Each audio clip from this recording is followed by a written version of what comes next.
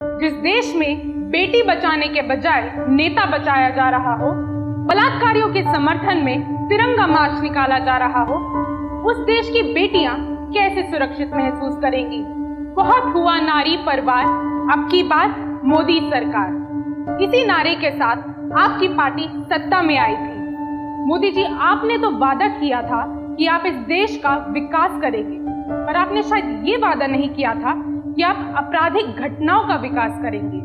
जिस देश में बेटी बचाने के बजाय नेता बचाया जा रहा है, बलात्कारियों के समर्थन में तिरंगा मार्च निकाला जा रहा है, उस देश में आखिर बेटियां खुद को कैसे सुरक्षित महसूस कर सकती हैं? फिर भी हम उस रिपोर्ट पे डिबेट करते हैं जो ये कहती है कि हमारा देश इस दुनिया में महिलाओं के लिए सबसे असुरक्षित देश है।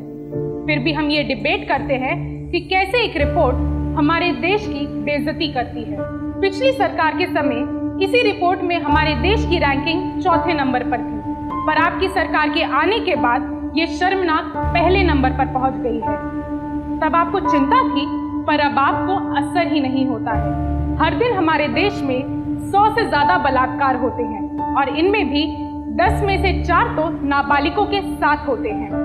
अभी हाल ही में एक 8 साल की बच्ची का मंदसौर में बर्बरता से बलात्कार कर दिया गया। देश की बेटियों ने खुद को सबसे ज्यादा असुरक्षित उसी दिन महसूस कर लिया था जिस दिन 8 साल की बच्ची आसिफा के बलात्कारियों के समर्थन में तिरंगा मार्च निकाला गया था, जिसकी अगुवाई आपके नेता कर रहे थे। आपने ना कठुआ की बेटी के लिए मुंह खोला था और ना अब मंदसौर की बेटी के लिए। वहां तो अपना नेता बचा रहे थे, क्या यहाँ अपनी नाक बचा रहे हैं? खैर, आपके लोकल लीडर्स मिलने भी गए तो उसका एहसान जता रहे हैं। यहाँ तक कि डॉक्टर्स भी उस बच्ची को देखकर विचलित हो गए। पर आपके नेता जब उस बच्ची के माता पिता से मिलने गए तो उन्होंने ये कहा कि इस नेता का धन्यवाद कीजिए क्योंकि ये आपसे मिलने आया है। क्या इस संवेदनहीनता के लिए आपके नेताओं को माफी नहीं मांगनी चाहिए? ये तो छोड़िए, जब उन्नाव रेप के केस में पीड़िता के साथ तो गलत हुआ ही था, पर उसके पिता को पुलिस कस्टडी में इतना पीटा गया कि उनकी मौत हो गई। बल्कि मौत भी क्या, उनकी हत्या की गई। मोदी जी, क्या आपके राज्य में बेटी के साथ साथ उसके माता पिता भी असुरक्षित है? क्या आप बेटी बचाओ का नारा भूल गए हैं?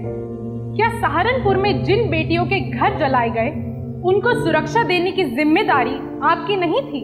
माना कि बलात्कार समाज की तुच्छ मानसिकता को दर्शाता है, पर ये लॉ एंड ऑर्डर का भी मामला है, तो इसलिए हम आपसे सवाल पूछेंगे।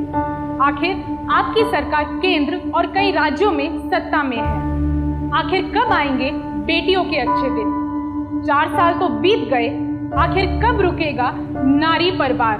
क्या करेगी मोदी सरकार?